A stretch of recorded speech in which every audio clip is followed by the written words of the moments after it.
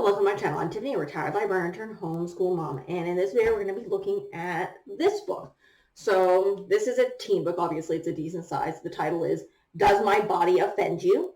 It's written by two authors, and I'm possibly going to butcher these names because that's what I do on occasion. Mayra, these are difficult last names. Cuevas and Marquardt. Here, I'll put them close to the screen. You can see who the heck these are. Yes, I am very, very sorry I butchered these names. Again, I will try to link the authors' websites in the description. So let's get on to this book. So this is definitely a teen book. Just in part because of the subject matter. And it's very long and it's very involved. So how this book starts out is you have two main characters. You have Melina and Ruby. So Melina is from Puerto Rico. This book takes place in Florida in 2017. And Melina and her mother have come there after a massive hurricane that hit Puerto Rico. And they've come to stay with, I believe it's her aunt. And I think her grandmother is there as well. And her cousins. So she's been taken out of her home in Puerto Rico, where she's surrounded by people who are the same color as her. And she's gone to where she was going to a strict Catholic school. And then you have Ruby. Ruby comes from an upper class liberal white family from Seattle. Her parents took early retirement. She's white privilege here, to move to help take care of her grandmother. So she's gone from a very liberal school in Seattle that didn't really have a dress code, very modern, very student focused, to Florida in 2017, which is still Florida, to a very mixed culture. You're in a state where racism is a huge thing. Not that it's not in Seattle, but she's in a completely different environment, as is Mariana. And how the book starts out is Mariana, she's living in a small apartment with her mother. Her mother is a physician's assistant working in an ER. She specifically works with pediatrics, but they share a washing machine with her aunts. And I think she and her cousins screwed up somehow.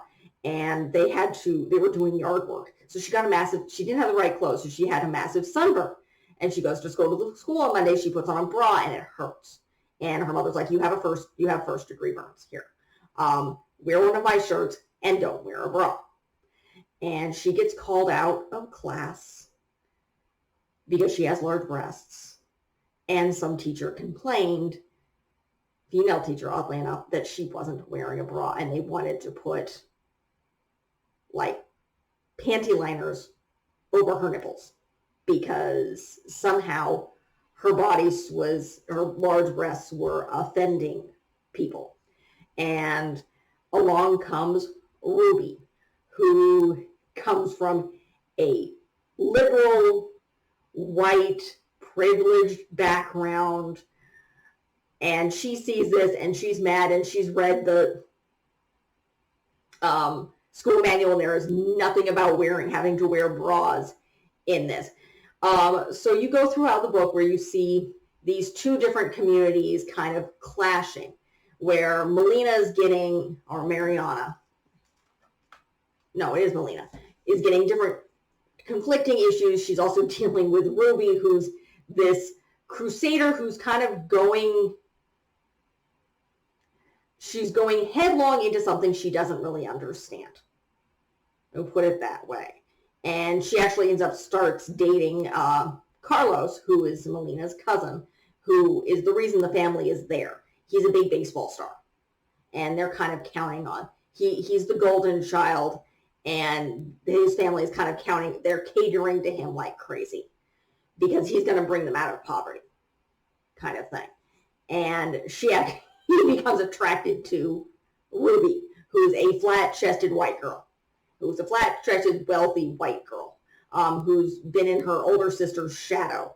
Her older sister is in Atlanta teaching underprivileged kids, and so her family had moved out here. It's kind of an interesting clash and mix of these two's relationship and how they're trying to fight the school, and it ends up crashing down. And Melina's getting into the classes she's originally pulled out of is a film class, and they're supposed to create this film. This is the beginning of the school year, so both of them are brand new kids at this, and they're juniors in high school.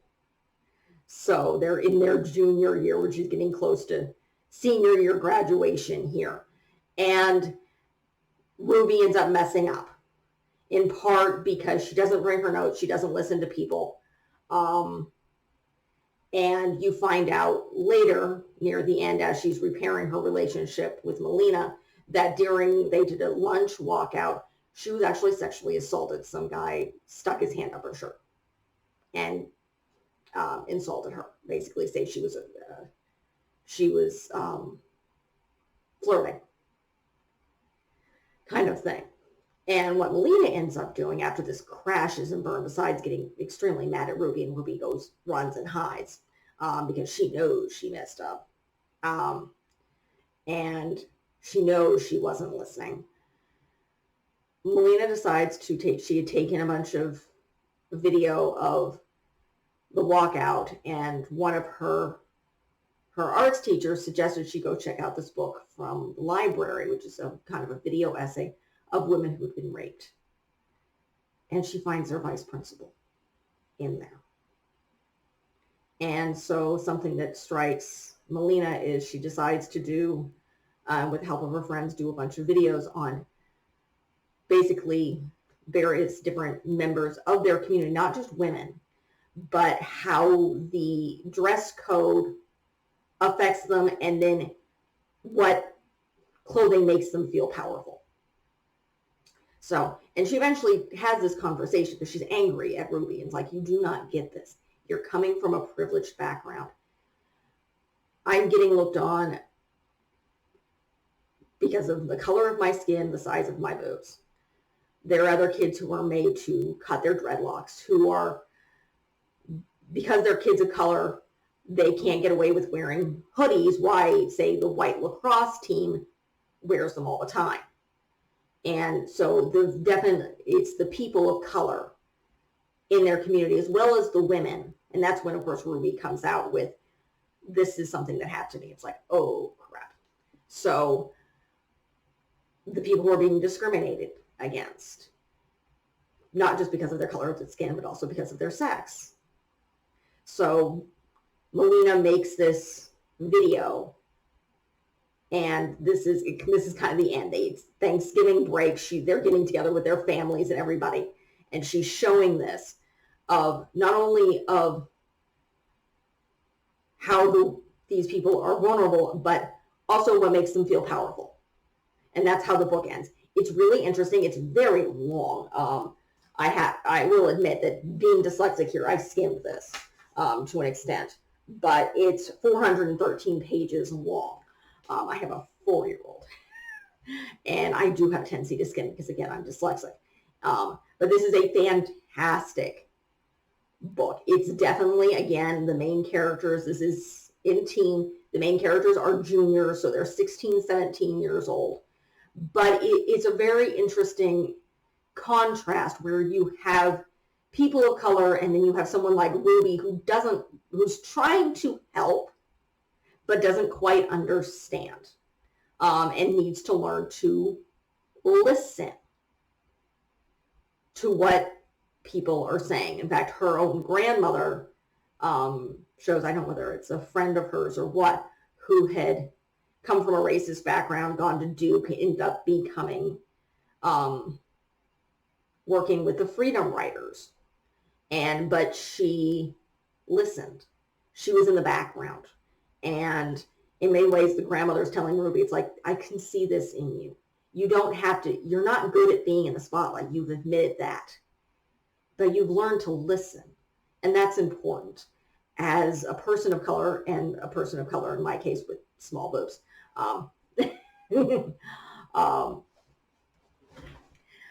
that's important for those of us who are, we can't ever experience what people of color experience.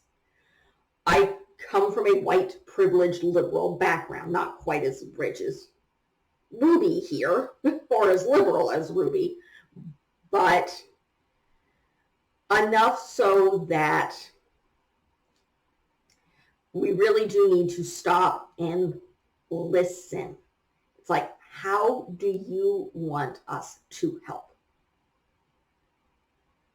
What do you need from us to support you in this fight?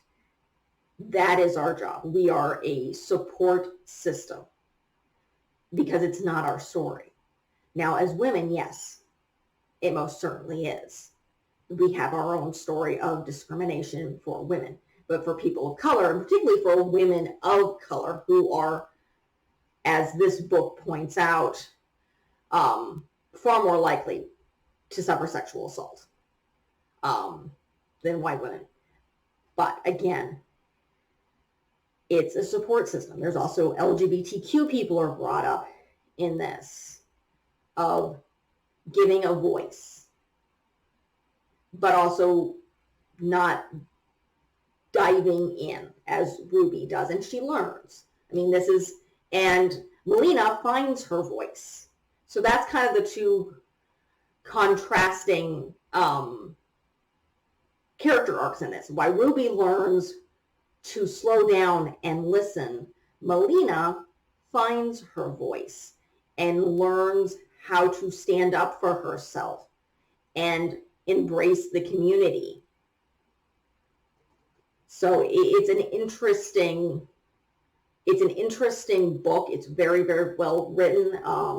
By the looks of it, yeah, the authors, one is Hispanic and one is a white redhead. So they worked together to create two very, and yes, that's the way, different stories, and that is the way it's presented in the book. It's, you have sections where there's a chapter where it's Melina, and then there's a chapter where it's Ruby. So you get these contrasting views of different things, and you hear their stories and how they learn. So that's it for this video. Fantastic book. This is for, you guys are viewing this in March, Women's History Month. I have done Irish History Month in the past. You can check out videos for that. Sorry. My child took a nap yesterday. She didn't go to bed till midnight. Luckily, she went to bed about 7:30 tonight, so I am tired. And again, I have a 4-year-old who has more energy than, I don't know what, a hyper puppy. So this is being filmed in October. So again, really good book, definitely for the older age. This is a over 400-page book talking about stuff that very much concerns teenagers. The other thing I want to point out is the reason Ruby was in the nurse's office at the time, she needed a tampon. And that's something else that's brought up, women's issues. And then she feels bad for Melina. And then she goes into Cape Crusader white warrior mode. So that's how this starts. But again, it's a very, very fantastic book, but it definitely does deal with issues that are going to strike teenagers more, particularly the older teenagers, and it's going to really strike the younger teenager. Not to mention, again, sex is brought into this, sexual assault is brought into this.